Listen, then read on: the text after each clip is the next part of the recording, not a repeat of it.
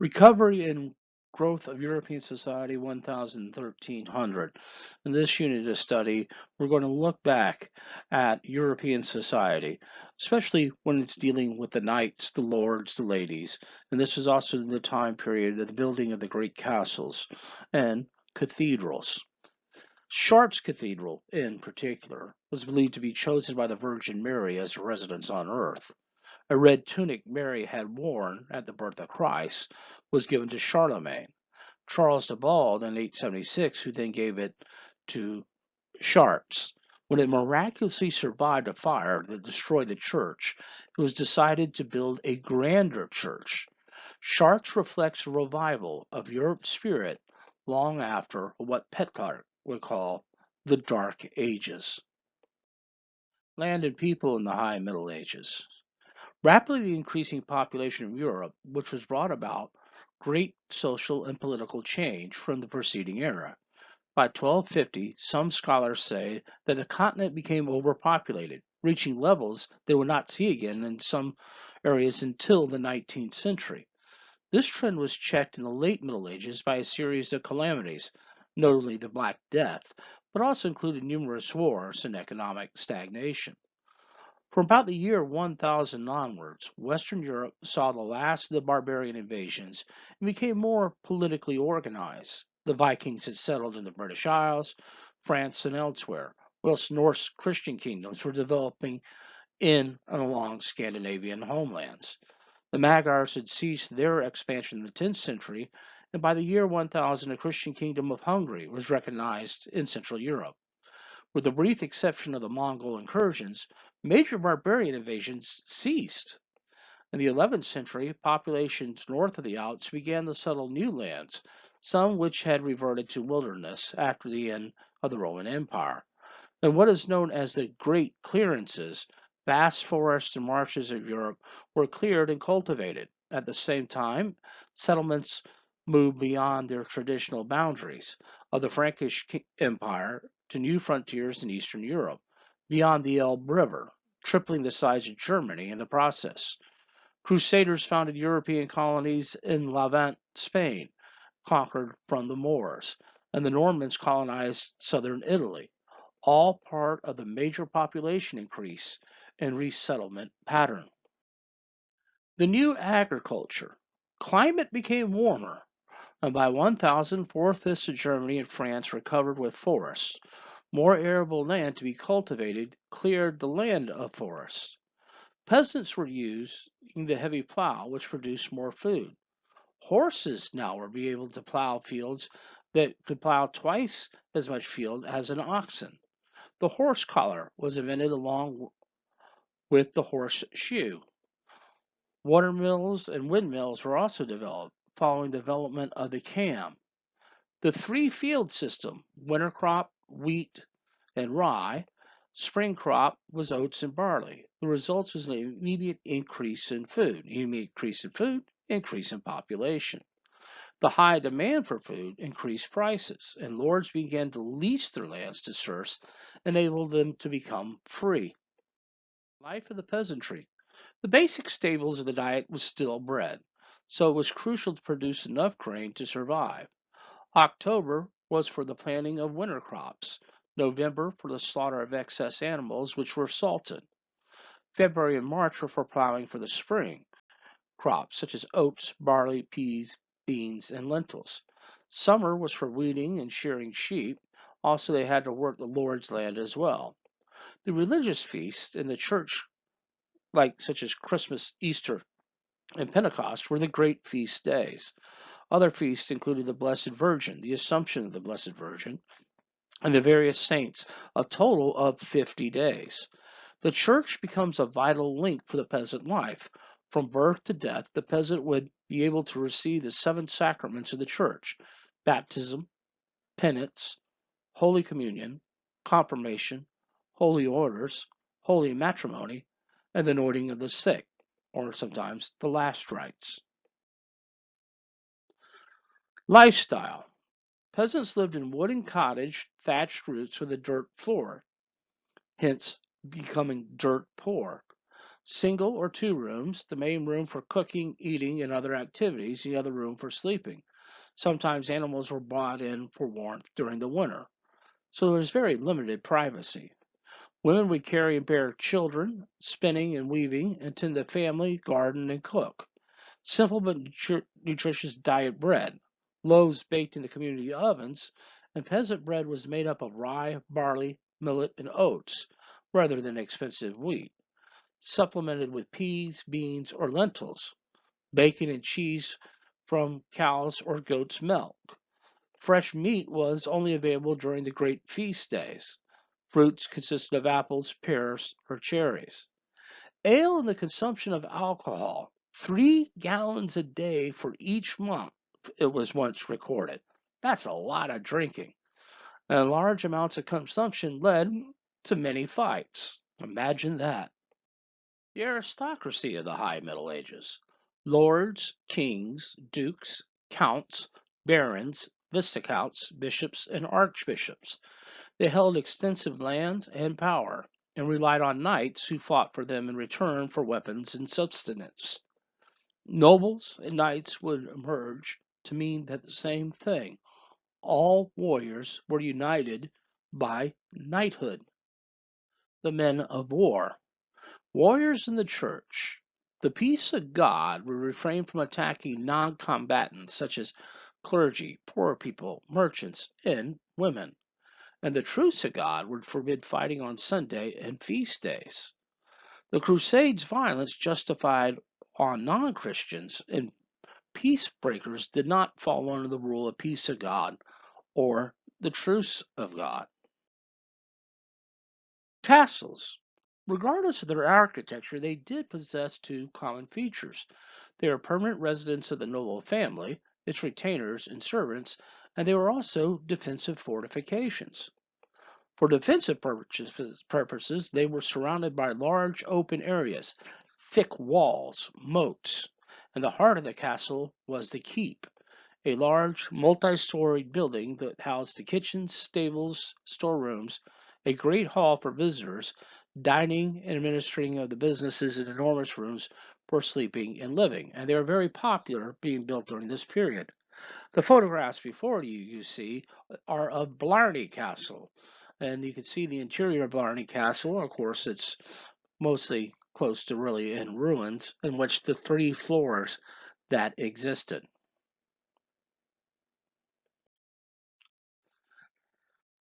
This is a video called Castle. It was done by David McCullough and PBS. If you have time, there's a link on it in the class content section. It is a very informative video that talks about the actual building of a castle, but it's a fictional one during the reign of King Edward I. So if you have time, take the time and watch it. It's very informative. This is a photograph of Bunratty Castle in Bunratty, Ireland. This, of course, is the interior of the castle that you saw before in the previous pictures. First, you had the basement. This was the lowest of the 3 central large rooms of the castle and may have been used as a storeroom or a stable. Then there came number 2, the main guard. This was the vaulted hall with its minstrels gallery and was the main living room of the common soldier and of the earl's retainers. Now it is used for banquets, and a small gate leads to a dungeon. Number 3 is the captain's quarters. This was named for the captain of the guard and has finely decorated ceiling. Number 4 is the Great Hall, the original banquet hall and the audience chamber of the Earls of Thomond. The Earl gave judgments while sitting in the chair of his state. On the walls would be hung with French, Brussels, and Flemish tapestries. The oak drawer cupboard that is in the castle is dated at 1570. The 16th century standard displays of the coat of arms in the reign of family. Number 5 is the Earl's kitchen. Here the food was cooked for guests in the great hall, and the large turtle shells were used as dishes and covers. Number 6 is the Earl's bedroom. Number 7 is the North Solar. This is the private apartment of the Earl and his family. And 8 was the private chapel, which contained several valuable and beautiful items. Every castle had a chapel. 9 is the Earl's pantry. This room may have been used as a kitchen or servants' quarters. 10, the public chapel, which is actually lower. The chapel bedchamber is immediately overhead and is the robing room from across the room. 11 is where the priest would stay. 12 is the robe room. 13, the upper bedroom. 14 is the south solar, and the south solar comprises of the guest compartments. This is the interior of the Great Hall of Bunratty Castle. As you can see, the walls are whitewashed. They don't look damp and stank, and there's actually tile that is on the floor. You can also see the tapestries that are hanging up on the wall. Of course, this is where they would have the great feast and the banquet, and you can see the seat of his state next to the window where the Earl would sit to pass judgment. Aristocratic women. Young girls from childhood were sent to the Lord to be trained as ladies in waiting. They learned how to sew, weave, and run the affairs of the estate, read, write, play music, dance, and sing. Powerful women were responsible for the financial responsibility of the castle when the Lord was away at court or the Crusades, and they also oversaw the food supply. Eleanor of Aquitaine would marry King Louis VII of France and even accompanied him on crusades. Their marriage was annulled because of failure for her to bear him sons. She then went on to marry Henry, the Count of Anjou, who would become King Henry II of England and Duke of Normandy. She would bear Henry sons, Richard, Geoffrey, and John, so it wasn't her fault. She supported her son's rebellion against Henry II, and it is said that Henry liked the ladies and even had an affair with King Louis's daughter, also the daughter of Eleanor and betrothed to Richard. Eee. Women also served as regent when Richard became king and went to the Third Crusade. Blanche Castile, in the painting in the lower area, was a regent of King Louis IX and fought off ambitious French lords and defeated Henry III of England. It was said of Blanche Castile, she rules as a man. The way of the warrior. First came training. In order to become a knight, one started out as a page. When a boy was born by a knight, in turn 6 or 7, he is sent from his home to a nearby castle. There he is trained by the lord of the castle to become a knight. He is given the title of a page, and the page would help the lord dress and put on his armor and play many training games, such as wrestling, piggyback, and sword practice. Then at the age of 14, he'd become a squire. A squire is a knight's personal servant in battle, and a squire would bring his knight's replacements of lances, swords, horses, or any item lost or damaged in battle. The squire had to become accustomed to wearing the heavy armor and chain mail. A squire played games with real weapons against real knights. When he was going to become a knight, first he prayed all night without any sleep or eating. Then morning came, he'd take a nice warm bath and then put on a special padded vest with a hood so his armor would not hurt him. Then we'd have a page help him put on the chainmail armor or plate armor. And then almost knighted squire would put on the white tunic. The tunic was white because white is the color of peace, and the tunic was so that the armor did not rust in the rain and sun. He knelt before his lord, and then his lord would slap him on his hand or on the flat of his sword. And the lord, by doing this, would say, I dub thee Sir Knight, and the new knight would receive his sword, lance, and golden spurs. Each of the weapons had a good meaning. The lance had a saying. It was said, as fear of the lance drives back the unarmed, so the knight drives back the enemies of the church. As for the sword, it was said that the two edges of the sword show that the knight serves God and the people. Then the knight was now free to roam. Knights lived by the code of chivalry, or ethics, to defend the church and the defenseless and not be attacked an unarmed knight. It discouraged the marrying until their father died so they could inherit the manor. Other sons might end up joining the priesthood since there was not enough property to be divvied out of all the sons. Knights would train by fighting in tournaments. In the melee, the warriors fought with blunt weapons in a free for all combat. Taking all prisoners to be ransomed, making a success in tournaments, was a path to considerable gain. Sir William Marshall defeated 203 knights in tournaments in 1 year. The melee was replaced with a joust, which became the main part of the tournament. Knights saw tournaments as a way to train for war. Marriage patterns of the aristocracy. Alliance with other families to increase land holdings. Girls were married at the time of 15 to 16 years of age, often to men in their 30s, 40s, and 50s. Now, why men so old? Well, they had to have property. Divorce and annulment would only be granted for the following reasons: there was no mutual consent to the union, sexual incapacity that prevented the consummation of marriage, and also relation by blood, no more closely than the sixth cousin by 1215. They'll be downgraded to the third cousins. And a lot of them married their cousins. Why? Because the belief is they wanted to keep the royal blood pure. The new world of trade in cities.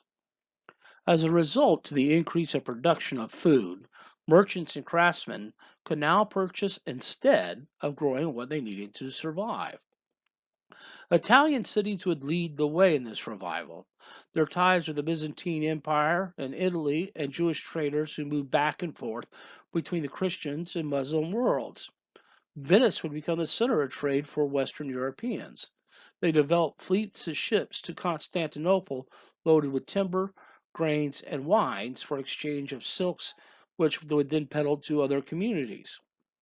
Genoa and Pisa, too, would open trade routes and become rivals. With the advent of the Crusades, would also bring in spices by 1100, and new trading centers were developed in eastern ports to carry silk, spices, and sugar back to Europe. Flanders would become the center of trade for wool with Germany, France, and Scandinavia. Bourges and Ghent would become Flemish towns that would prosper during the 11th and 12th centuries. The fairs of Champagne were developed to encourage trade between Flanders and Italy. 6 fairs were held each year. Northern merchants would bring their wool, furs, tin, hemp, and honey for the cloth and swords in northern Italy, and silks from the east. Now begins to emerge an emergence of a money economy. Gold and silver came into man as trade increased. This developed into a money economy. Banking firms were set up to handle the exchange of goods sold. Commercial capitalism was born. Investments were made to make a profit. But what will the church have to say about this? So in the map, we see the various areas of medieval trade routes, and they were still using, in some instances, the old Roman roads built by the Republic and the Roman Empire. From 1000 to 1150, the population of Europe increased by 40%, from 30 million to 42 million. Merchants began to settle in the old cities, and they needed a place to store their goods. Artisans who learned their trade in that manner now want to apply their craft in the towns, selling their finished goods to merchants. By 1100, the population outgrew the old city and expanded outwards, requiring to build more walls. The formation of new towns and cities were established on an existing castle, and the merchants and artisans needed the protection, and usually these castles were located on trade crossroads. Walls or burgs were built, hence giving the name Heidelberg, Hamburg, and Borough. Those living in the towns were called burghers or bourgeoisie, those who live behind walls. Jews would settle in town since they were never a part of the feudal system. City dwellers. Charters of liberties was the right to bequeath goods and sell property. They were also exempt from military service. An urban law guarantees their freedom, and a serf is free if they spend 1 year and a day living in the town. In the communes, townspeople who were having difficulty in obtaining privilege swore an oath and resorted to force against their lords. Burghers worked together to free themselves from lord or bishop whose land their town was on. In Italy, communal associations overthrew the power of the bishops using the lord's vassals in places like Tuscany and Lombardy. Communal associations formed councils or city councils for self rule. Pisa, Milan, and Genoa. Towns north of the Alps did not become independent city states, but subjects to royal rule. Citizenship. By being born in the city or living from 1 year and a day, city councils served as legislatures and judges. The executive leader of the town was called the mayor, and all city governments were in the hands of the wealthiest families. Regulations such as weights and measures, firefighting, pollution control, and emergency food storage. City patrols in towns patrolled the city, and crime was essentially non existent. The size of the towns made it also difficult to commit crimes openly. Those who did were caught or either executed by hanging, fined, flogged, branded, public exposure like the pillory, or expulsion. London was the largest medieval town, consisting of 80,000 people. Italian towns of 100,000 were Venice, Genoa, Florence, Milan, and Naples. Picture before you is Rothenburg in Germany. Punishments could be very severe. The photographs you're going to see is what I took at the Punishment and Crime Museum in Rothenburg, Germany, that they would have during the Middle Ages. Of course, that was a chair, as you notice the spikes that are in the chair, and you could almost see in some instances where it looks like these turn screws that are over that would fit on top of the lap. I ask you questions, you don't give them the right answers, and then your body is crushed against the spikes. The famous Iron Maiden, which they enclose you with their spikes that would slowly kill you.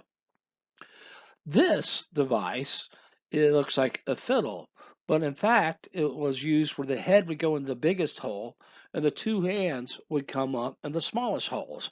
So a person who was a bad musician would have to walk around with this device around town. Another one was this for being a pig or a glutton. And then if a person acted kind of like an ass, they had to wear this mask as well. Life and industry in the medieval city. Burghers began to build up and out with balconies, second and three-story dwellings. Streets would not be paved until the 13th century, so the shop on the bottom and the apartment on the top floor. Merchants and artisans, guilds, would have their own section of town. Wood and noxious fumes of coal burned for heat and industry dyes, brewers, and lime burners. Human and animal waste was thrown out in the street or the backyard privies. Tanners, slaughterhouses, and butchers emptied their waste in the town rivers. Some towns rebuilt the aqueducts from the Roman times and even constructed new ones to bring fresh water into the town and created public baths, but no lepers or people with bad reputations were allowed. Children and women would learn the trade and apprentice. Women, besides everything else they were responsible for, helped their husbands by peddling the trade. Other women had their own businesses or trade, glass blower or brewing ale to make extra money, and even as a blacksmith. Industry in medieval cities. Merchant guilds, cloth, metalwork, glass, shoes, and leather goods.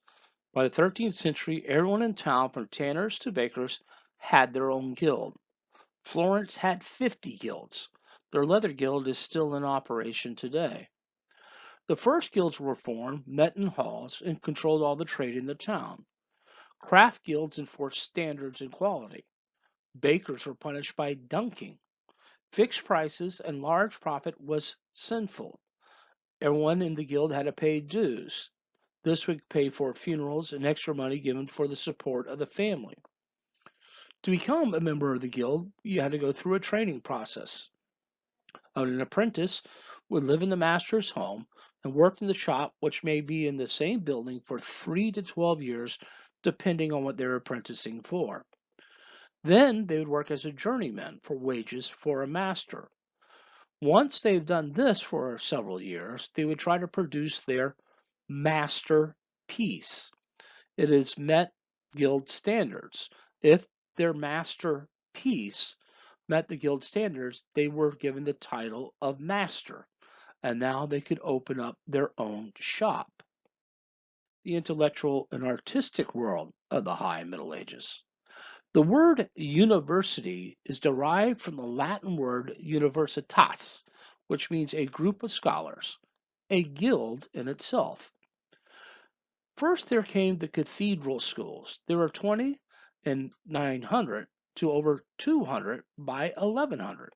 Chartres, Lyon, Reims, Paris, and Soissons.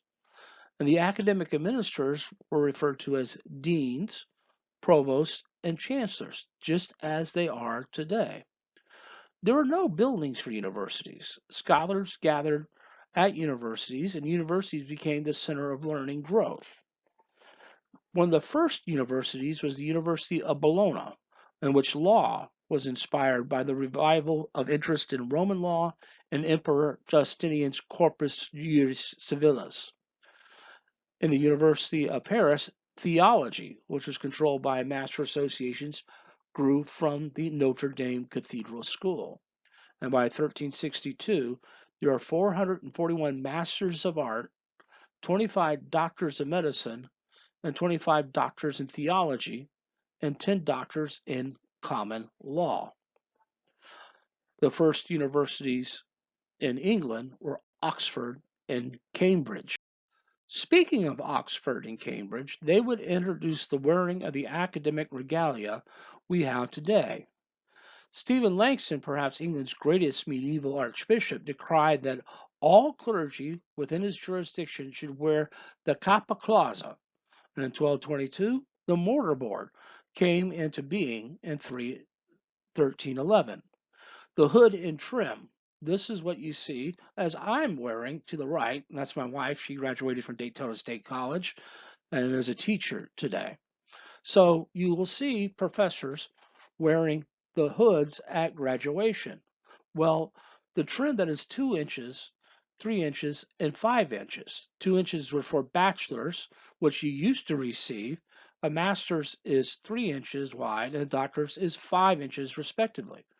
The colors associated with the different subjects are for agriculture, maize, family and consumer sciences, maroon, architecture would be velvet, violet, journalism is crimson, arts, letters, and the humanities was white, law, purple, business, drab color, library sciences, lemon, dentistry, lilac, medicine, green, economics, copper, music, pink, education, light blue, nursing and apricot, engineering, orange, and pharmacy, olive green.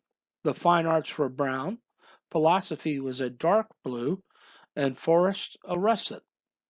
Physical education, sage green, and so on and so on. So you could be able to determine what was the subject the person is a master or a doctorate to. You can see on my collar, it looks like a yellow. That is a master's of the science. Then the bold colors indicate what university the person received their master's or doctoral degree from. This is outside view of Cambridge University. The curriculum was liberal arts, and you had two. One was the trivium, which was grammar, rhetoric, and logic. The other one was quadrivium, which was based on arithmetic, geometry, astronomy, and music. Lecture and books. There was no language barrier. All scholars spoke Latin, and they used the lecture method. And what would happen is the masters would read from the text and add commentary. So, in order to attain a university, you had to learn to know how to speak and listen to Latin. The books today would cost an equivalent to almost $800. Exams were oral and given by a committee of teachers taken after 4 or 6 years a period of study. So, in other words, when you took a class, all you did was try to take notes. And then after the 4 or 6 years of study, you then sat for your exam and were asked questions by your professor. So it was just one exam. If you passed, you would get a Arterium Baccalaureus, or Bachelor of Arts. The Arterium Magister means you have a Master of the Arts, and just like a Master of a Guild, now you can teach the curriculum. That is still true today. There was also advanced degrees in law, medicine, or theology. You had to do an oral exam in order to receive the doctoral degree, teach, or go on to more lucrative pursuits as ministers to the king and popes. Students were relatively poor. Wow, imagine that. And started at the age of 14 to 18 years of age. So it was not unusual for students to receive their doctorate in their late 30s or early 40s.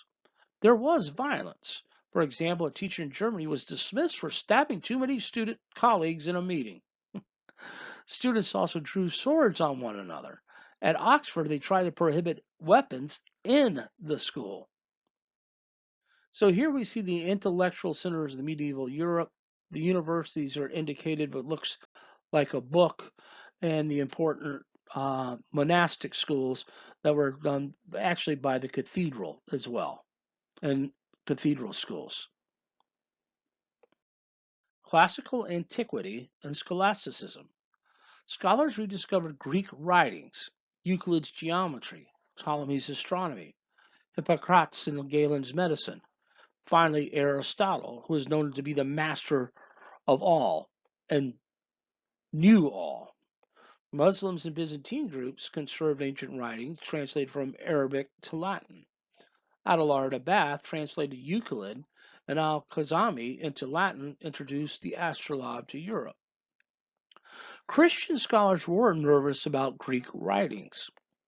Ibn Rushd or Orves lived in Cordoba and composed a systematic commentary of all of Aristotle's surviving works. Jewish scholars like Moses ben Maimon or Maimonides was interested in the problem of reconciling faith and reason. For example, the natural philosophy of Aristotle is the basic truth of Judaism. Scholasticism is used to refer to the philosophical and theological system of the medieval schools.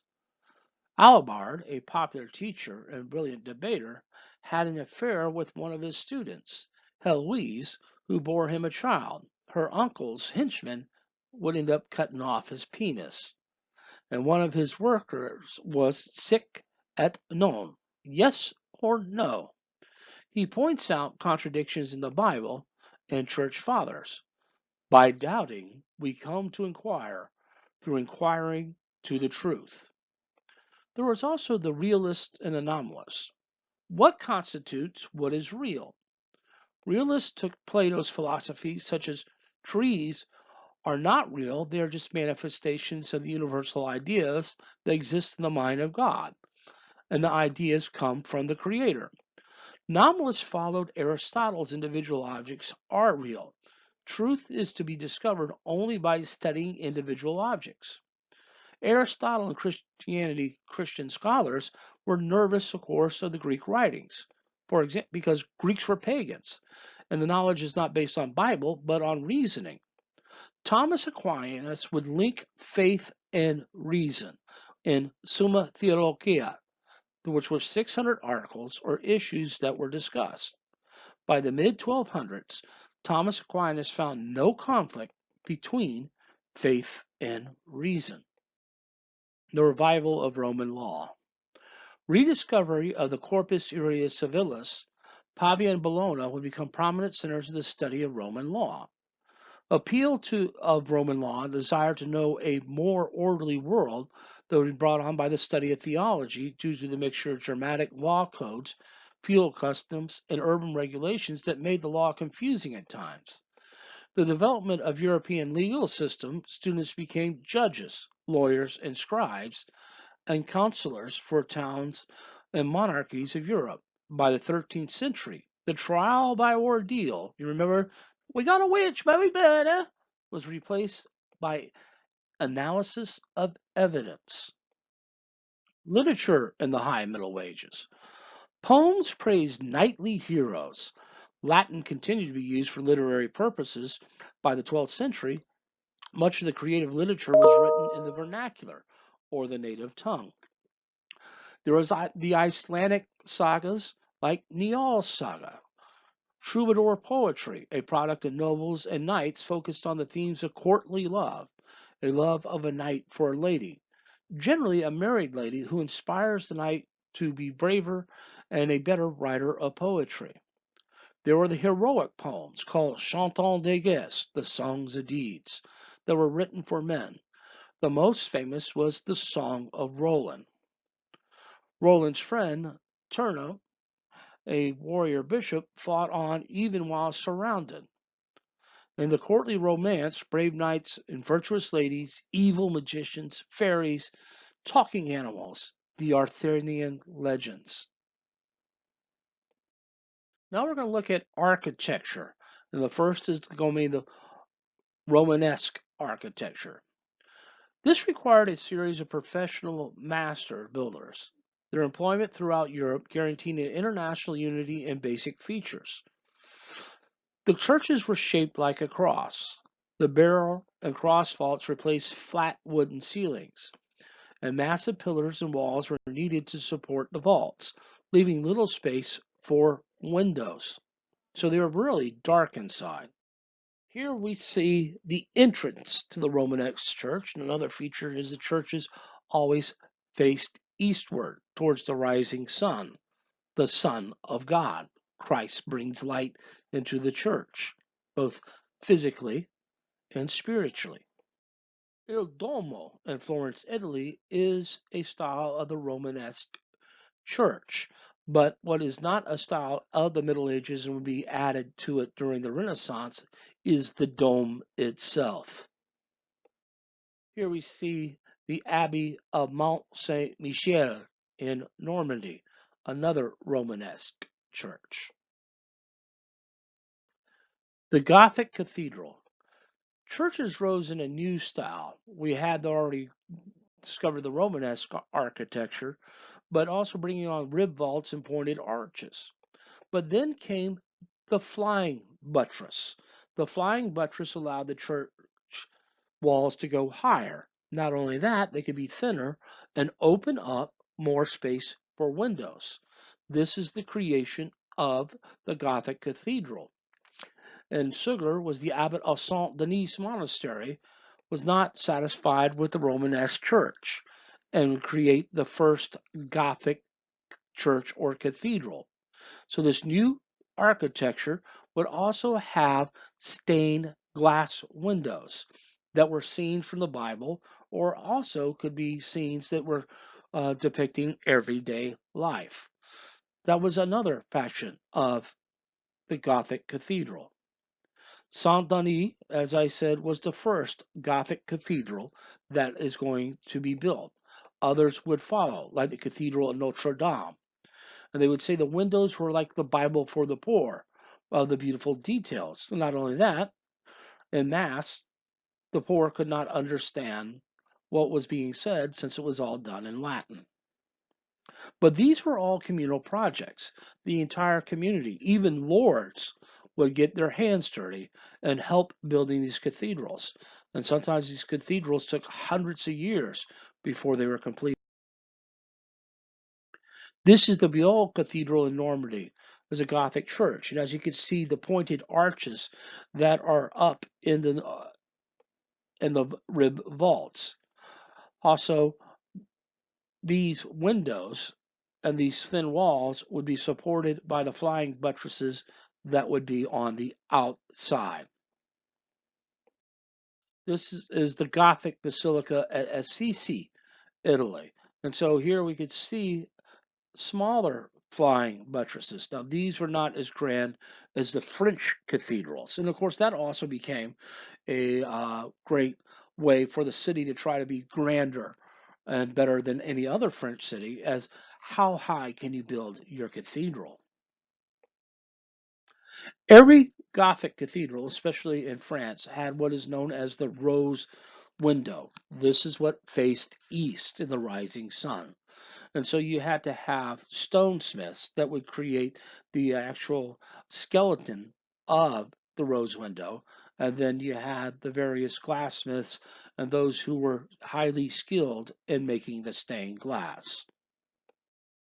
This is the Chartres floor plan, and what I wanted to bring to your attention is how it is shaped.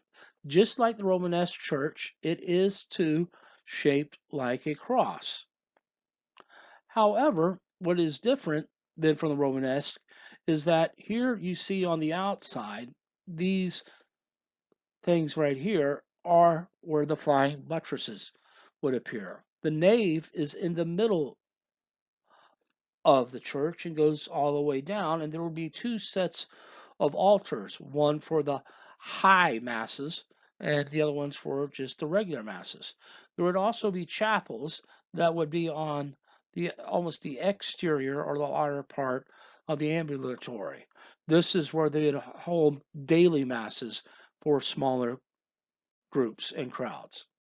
And finally, we see examples of stained glass at Chartres Cathedral.